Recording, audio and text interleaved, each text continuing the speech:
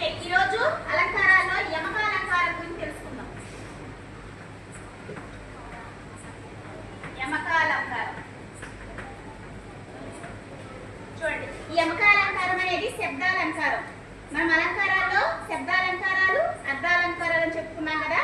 శబ్దాలంకారాల్లోది ఈ యమక అలంకారం. ఫస్ట్ దీని డెఫినేషన్ ఏంటంటే, యమక అలంకారం అంటే ఏంటంటే చూడండి, అర్థభేదంతో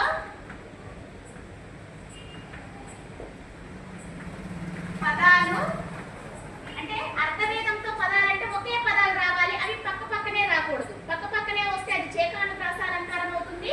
దీనిలో అర్థభేదంతో పదాలు ఎక్కడైనా రావచ్చు. అర్థభేదంతో పదాలు ఆ వాక్యంలో అంటే అర్థం.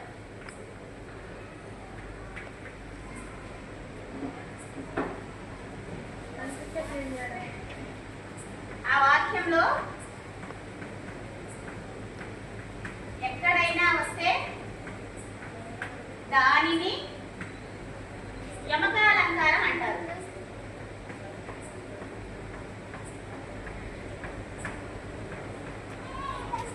యమక అలంకారం అంటారు.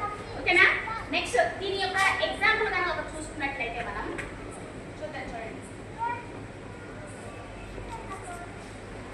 వరి జనవరిలో వస్తుంది.